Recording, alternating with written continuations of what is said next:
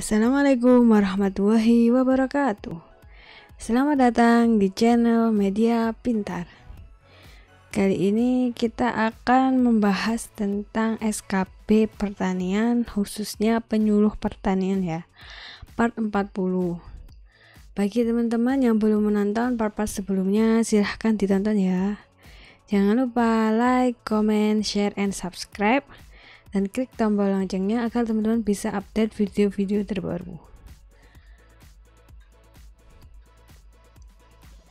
Oke, langsung saja kita ke contoh soal nomor 1. Dalam sistem sawah lebak tidak dijumpai sistem saluran air karena A. Sawah lebak mengandalkan naik turunnya permukaan rawa secara alami. B. Sawah lebak mengandalkan air hujan. C. Sawah lebak mengandalkan air bendungan. Atau D. Sawah lebak mengandalkan aliran sungai.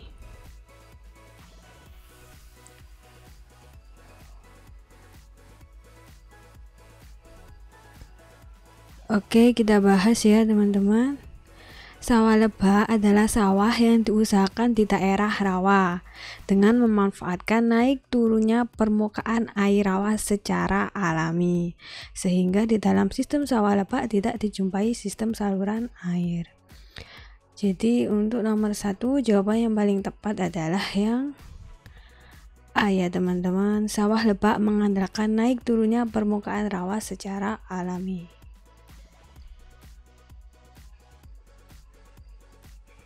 Oke, sudah jelas ya. Lanjut soal berikutnya, nomor 2. Lahan pertanian adalah A. Bidang lahan yang menghasilkan bahan makanan. B. Bidang lahan yang digunakan untuk usaha pertanian. C. Bidang lahan bekas pertanian. Atau D. Semua benar.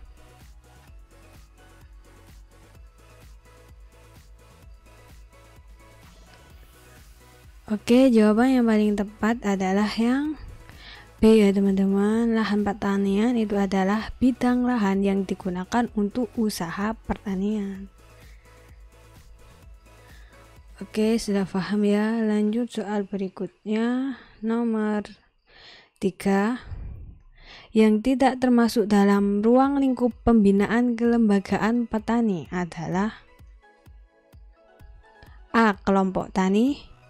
B. Gabungan kelompok tani. C. Asosiasi komoditas pertanian. Atau D. Penyuluh dan pembina pertanian.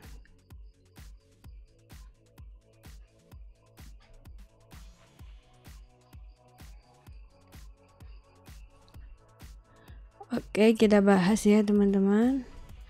Berdasarkan Permentan nomor 67 tahun 2016, ruang lingkup pembinaan kelembagaan petani meliputi yakni A. Kelompok tani. B. Gabungan kelompok tani. C. Asosiasi komoditas pertanian. Dan D. Dewan Komoditas Pertanian Nasional. Jadi yang bukan ruang lingkup pembinaan kelembagaan petani adalah yang D ya teman-teman, penyuluh dan pembina pertanian.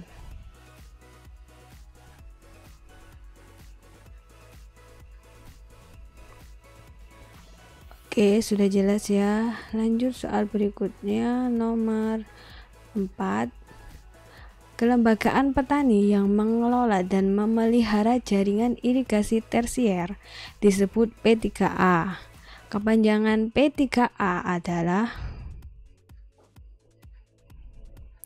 A. Perkumpulan petani pengelola air. B. Perkumpulan petani pemakai air. C. Perkumpulan petani pengguna air. Atau D. Petani pengelola dan pemelihara air.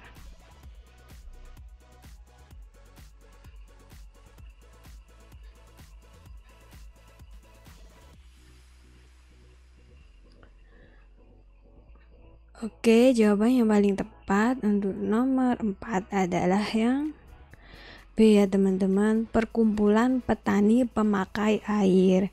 Itu adalah kepanjangan dari P3A. Oke, diingat-ingat ya teman-teman. Lanjut soal berikutnya. Nomor 5. Lembaga yang ditumbuh kembangkan dari, oleh, dan untuk petani guna memperkuat dan memperjuangkan kepentingan petani, mencakup kelompok tani, gabungan kelompok tani, asosiasi komoditas pertanian, dan Dewan Komoditas Pertanian Nasional adalah pengertian dari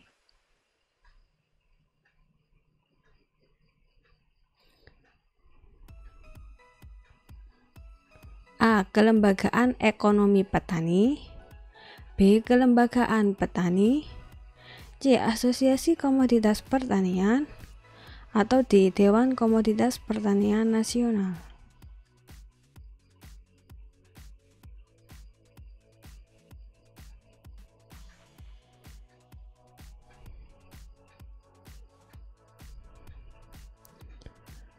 Oke, jawaban yang paling tepat adalah yang B ya teman-teman, kelembagaan petani. Nah, hal ini teman-teman bisa cek sendiri ya di Permentan nomor 67 tahun 2016.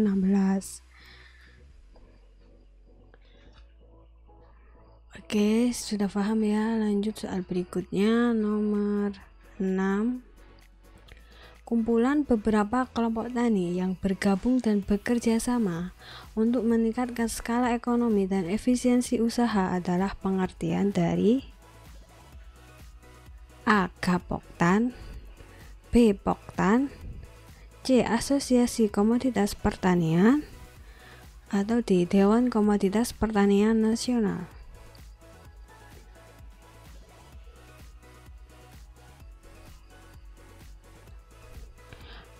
Oke, kalau kumpulan beberapa kelompok tani itu namanya Gapoktan ya teman-teman, atau gabungan kelompok tani. Jadi jawaban yang paling tepat untuk nomor 6 adalah yang A. Gapoktan.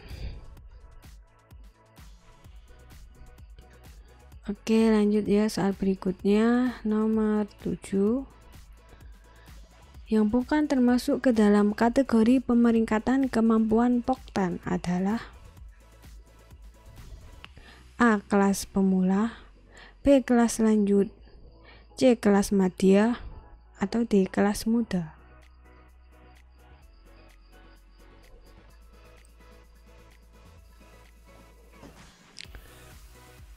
Oke, kita bahas ya teman-teman.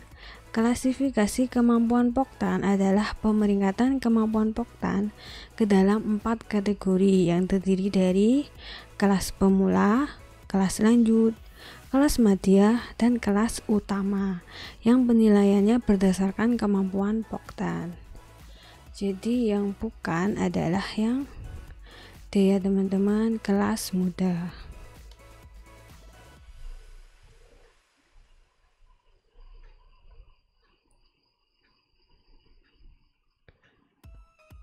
Oke, lanjut ya soal berikutnya.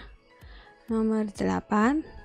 Undang-Undang tentang Perlindungan dan Pemberdayaan Petani dikeluarkan pada tahun A. 2009, B. 2010, C. 2013, atau D. 2016.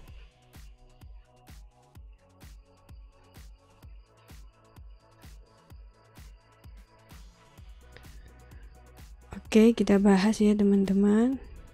Undang-Undang Nomor 19 Tahun 2013 itu mengatur tentang perlindungan dan pemberdayaan petani. Jadi jawaban yang paling tepat untuk nomor 8 adalah yang C ya teman-teman, 2013.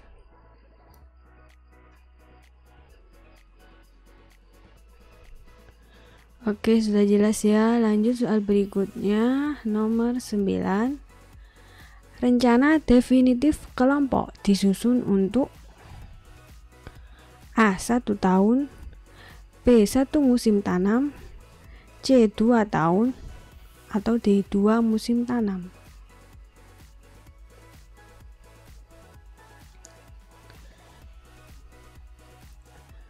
Oke, kita bahas ya teman-teman. Rencana definitif kelompok atau RDK itu disusun untuk 1 tahun. Untuk rencana definitif kebutuhan kelompok atau RDKK itu untuk 1 musim tanam. Nah, kalau rencana definitif kebutuhan kelompok atau RDKK pupuk bersubsidi untuk 1 tahun. Jadi jawaban yang paling tepat untuk nomor 9 adalah yang A ya teman-teman, 1 tahun.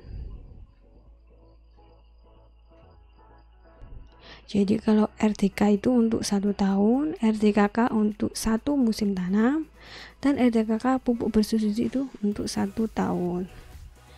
Oke, ingat-ingat ya. Lanjut soal berikutnya, nomor 10.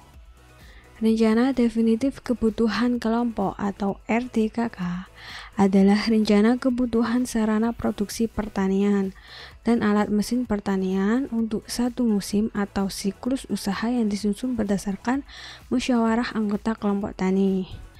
Nah, pertanyaannya, kapan batas waktu rekapitulasi RDKK diajukan? A. Sebelum 1 musim tanam berlangsung. B. 1 bulan sebelum jadwal tanam. C. Hanya mengacu pada tahun sebelumnya. Atau D. Akhir masa tanam.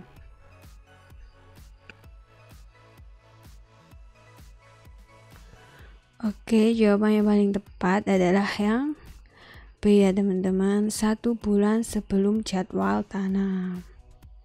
Itu adalah batas waktu rekapitulasi RDKK diajukan.